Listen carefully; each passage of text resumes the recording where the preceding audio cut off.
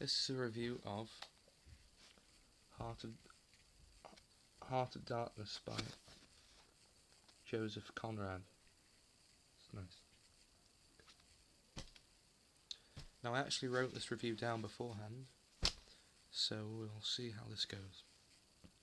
Right.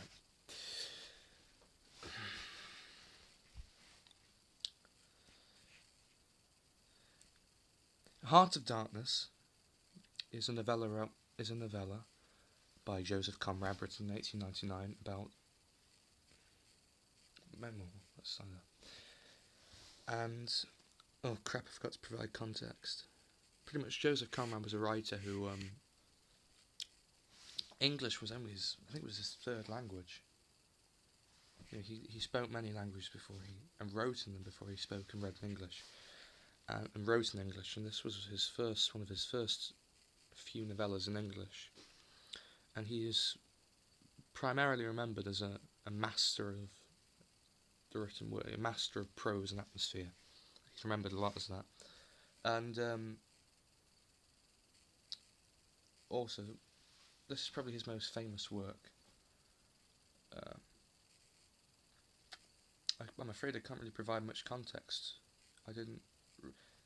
My research about the author itself wasn't that extensive, but what I can say is that after reading this novel, I want to read more by him.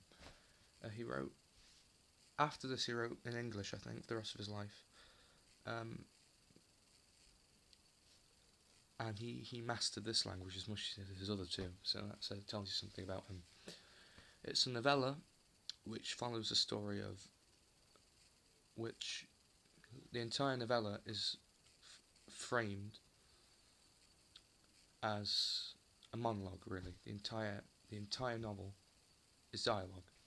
It's one man called Marlowe on a ship on the Thames. This kind of wandering experienced wise seafarer who's seen it all.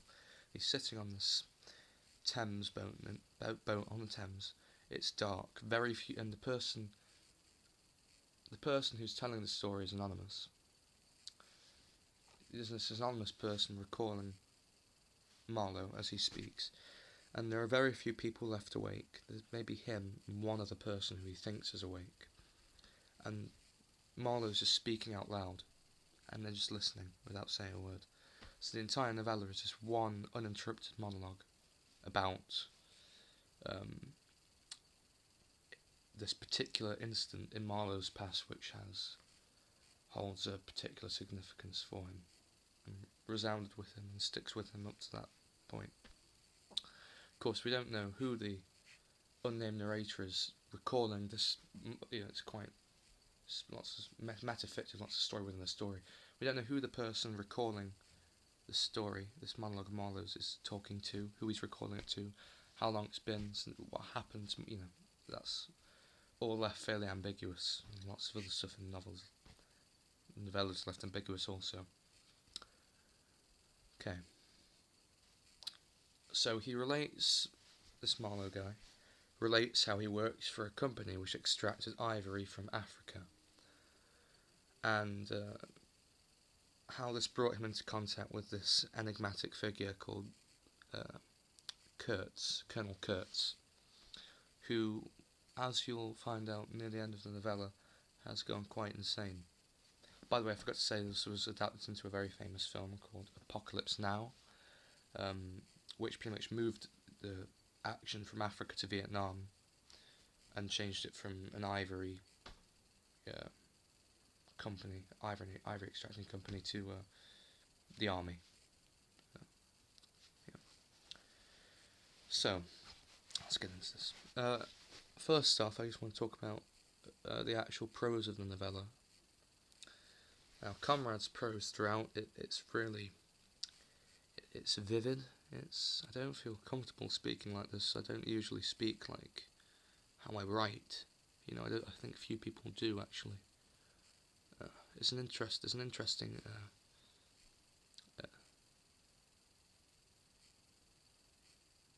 disjunction there between the way people write and the way people speak. Very different often, so I'm going to try and make this sound as natural as possible.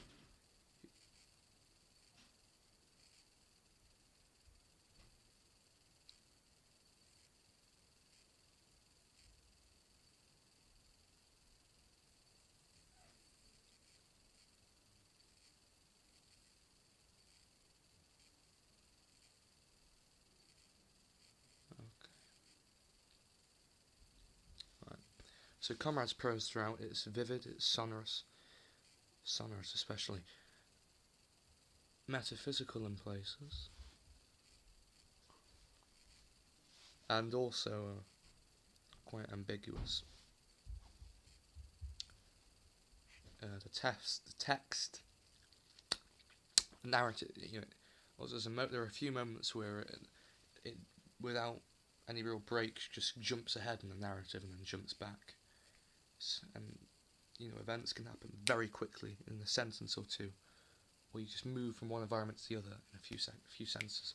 So in that regard, it can be a bit difficult at times to read, and it is quite modernist in the way the text, the way the prose moves forward.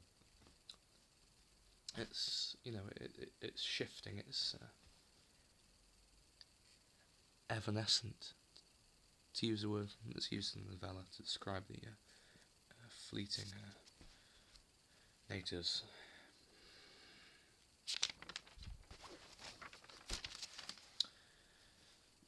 The space of Africa and the themes itself, I don't agree with that. Well, the space of Africa, this pretty much they're travelling towards Kurtz, for the most part of the novel, travelling on a steamboat, which often bumps against the bottom and drags, much to the discontent of the sailor. But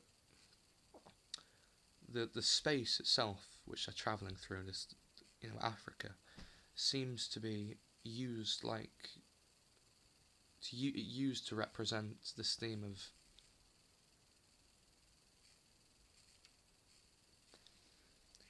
it's like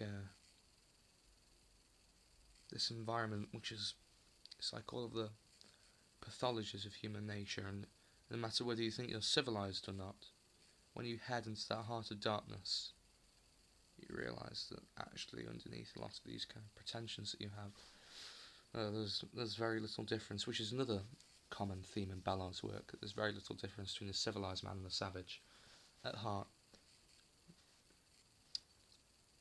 So this space is this really primal, still often savage areas with cannibal tribes. It kind of represents that kind of that theme. And Marlowe himself has to come to terms with that fact. And this is actually made very prominent, this sense of this place being all the pathologies of human nature, by the descriptions of it are always very uneasy, sinister, but it's got this sense of dread, yet without an apparent force of evil. It's just this general sense of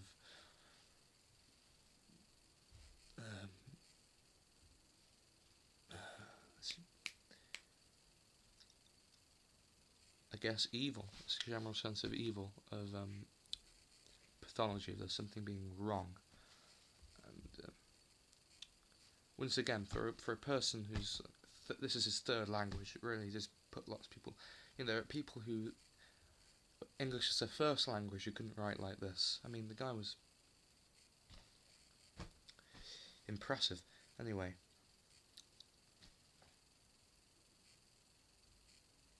And this kind of theme of there being little difference between the people, and people having to come to terms with this in this heart of darkness, where every human pathology is made clear, crystal clear. This is made very clear through this particular passage. I'm reading out passages now. Ooh, how sophisticated.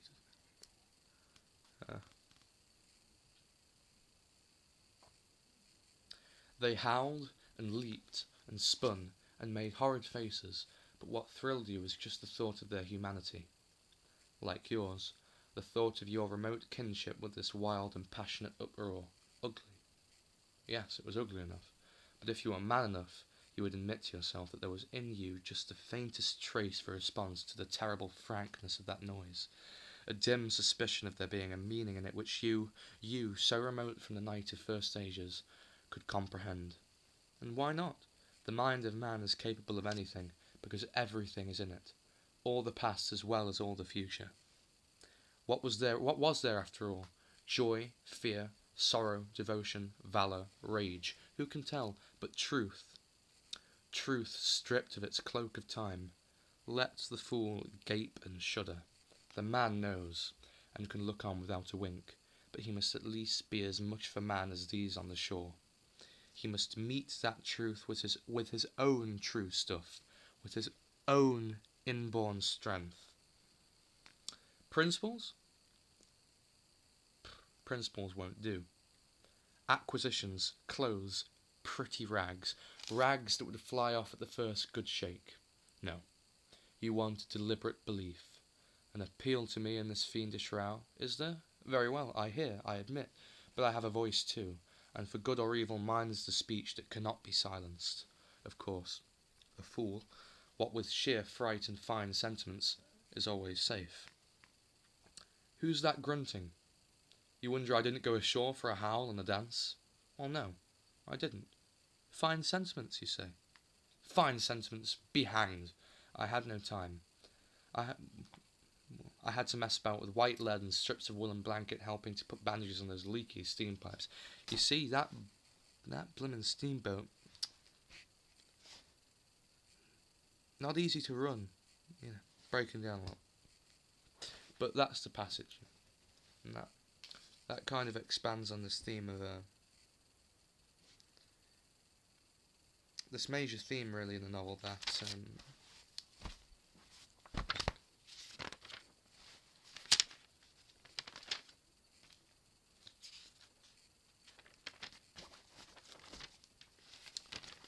the idea that principles, sentiments and morals derive from a group identity, say, like for example Nazi Germany, where people said, oh, we're part of a decent group of people who would never dream of doing something like this. Well, guess what you did?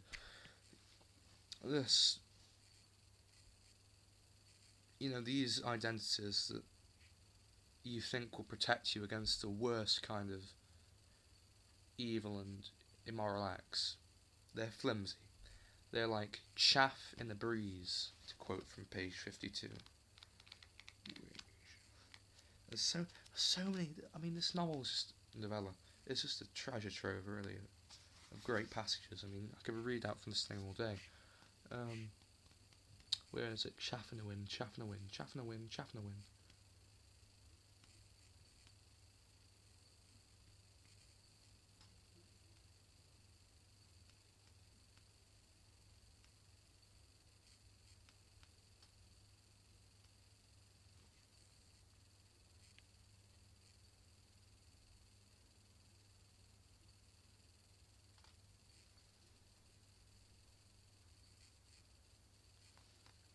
Sorry, chaff in the breeze. I apologise.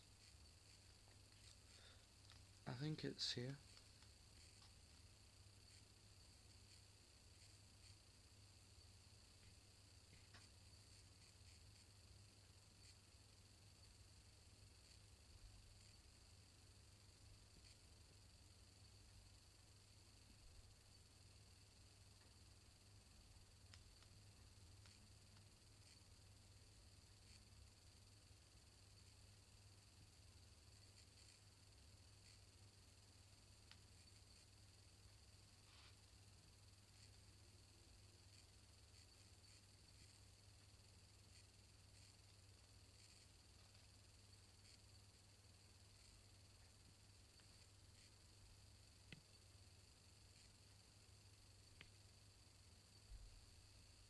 Right, let's stop looking for that. Chaff in the breeze is a direct quote, so we don't need to find the exact page. Let's find the greater context of that. I mean, just leave it at that. So as Marlowe travels right through this towards Kurtz and approaches, I'm going to try and reveal the least, as few pop points. I'm going to try and reveal as few little. I don't want to reveal any, real plot points in the novel, so I'm going to try and keep it as spoiler free as possible. So as he travels towards Kurtz, the sky, as he says it, as he says, is nothing but an enigma, a voice. That's all he is to him. And it shifts, the narrative does shift forward at one point to actually meeting the guy, and shifts back. And then even after it's shifted back, even after he's met him and left him, he still is to him nothing more than a voice, which is an interesting quote. Because he has a powerful voice, but a voice nonetheless. It's a man who was, once again to quote from the novel, hollow at his core. And it's been filled, this isn't quoting, no, with grand plans of ivory, his station, his ivory, his people. To him, the people are like a god, and he says how that's almost necessary, that they should view you as a kind of deity. He's gone mad with lust and desire, really.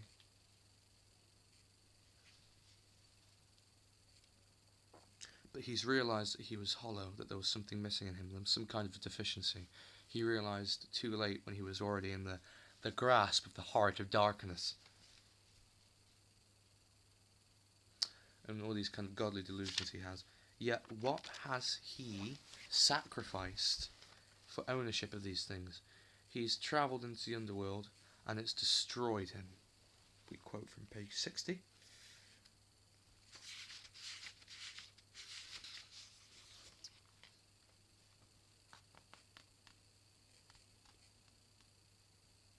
Everything belonged to him, but that was a trifle. The thing was to know what he belonged to, how many powers of darkness claimed him for their own. That was the reflection that made you go creepy all over. It was impossible. It was not good for one either, trying to imagine. He had taken a high seat amongst the devils of the land. I mean literally. You can't understand. How could you? Let's leave it there.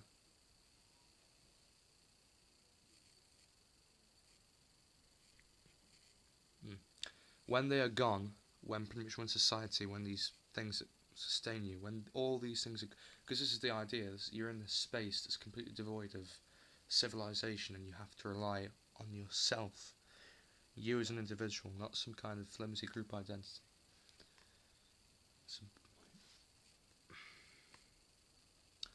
These little things make all the great difference. When they are gone, you must fall back upon your own innate strength, upon your own capacity for faithfulness. Of course, you may be too much of a fool to go wrong, too dull even to know that you are being assaulted by the powers of darkness. I take it, no fool ever made a bargain for his soul with the devil. The fool is too much of a fool, or the devil too much of a devil, I don't know which. Or you may be such a thunderingly exalted creature, as to be altogether deaf and blind to anything but heavenly sights and sounds. But then the earth for you is only a standing place, and whether to be like this is your loss or your gain I won't pretend to say, but most of us are neither one nor the other. The earth for us is a place to live in, where we must put up with sights, with sounds, with smells too, by Jove. Breathe dead hippo, so to speak, and not be contaminated. And there, don't you see, your strength comes in, the faith in your ability for the digging of unostentatious holes to bury the stuff in, your power of devotion, not to yourself, but to an obscure, back-breaking business. And that's difficult enough. I can't go on to too much of this. But also, Kurtz has this very powerful voice, and he very easily convinces people, but his rhetoric is ultimately hollow. Oh yeah, the man. There's also this other character in there, this Russian traveller says his mind has been expanded by Mr. Kurtz, and oh, if only you could see what this glorious man is trying to do for this place. It just shows you that how easily people can be taken in and kind of worship things which don't deserve to be worshipped, because nothing deserves to be worshipped.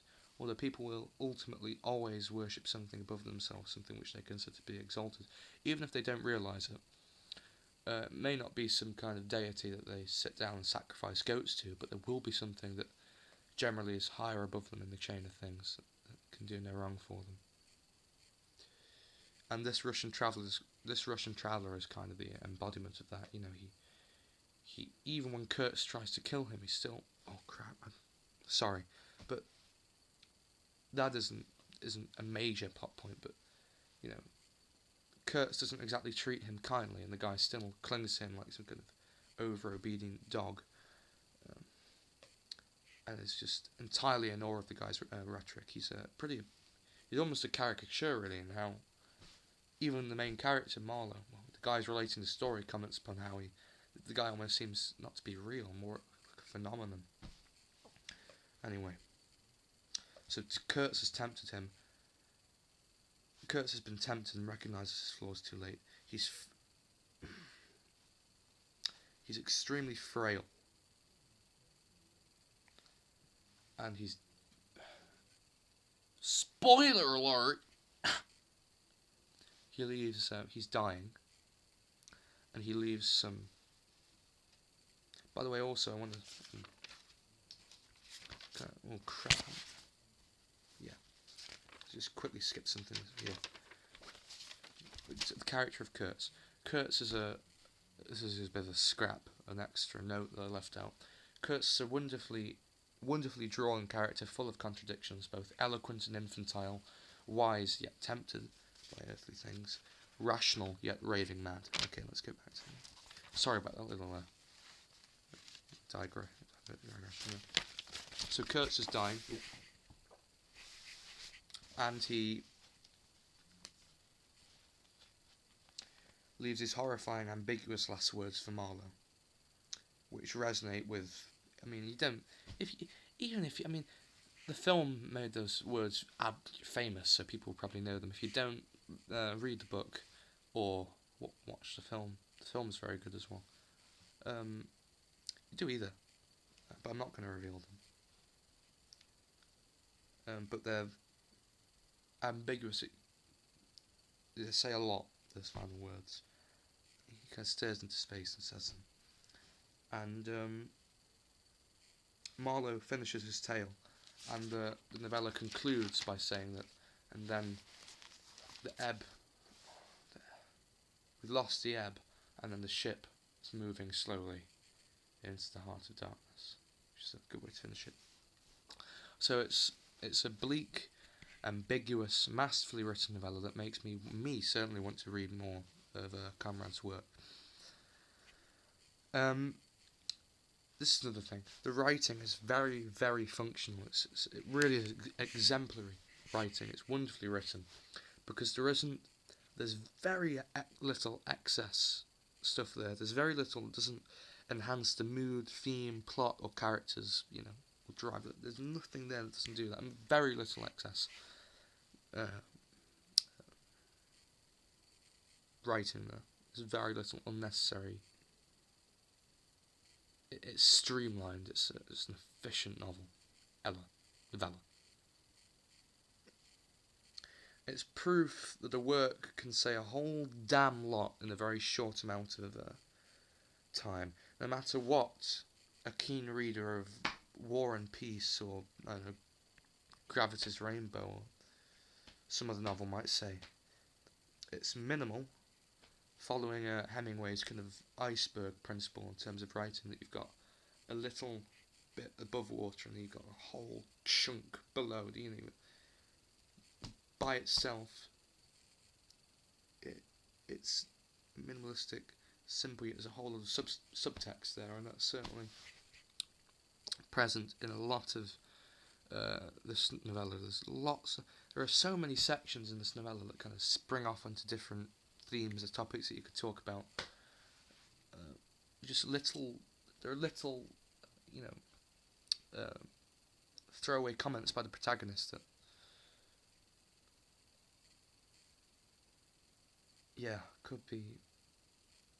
could open up entirely different themes that one collaborate on, but I'm not going to, because then the review will be unendurably long, and it's getting close to that already. Not that 25 minutes isn't... It's a bit long, but then again, I don't edit my... I can't really edit on this. I probably could edit, but even if I did have editing tools, I wouldn't be bothered. So, Raw. Yeah, that's pretty much what I've said. There are so many great insights and little passages here and there that this review would be unbearably long when taking them all into account. Read it. It's only 96 pages. It's very short. Even shorter than The Clockwork Orange.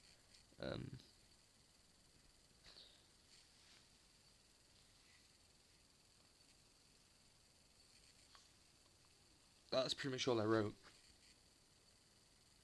And you know, that in itself isn't a great review, but that, what I wrote down there, was probably about 30-40 minutes of writing, and it made that review a whole lot better than anything I've been doing for the past 4 or 5 months.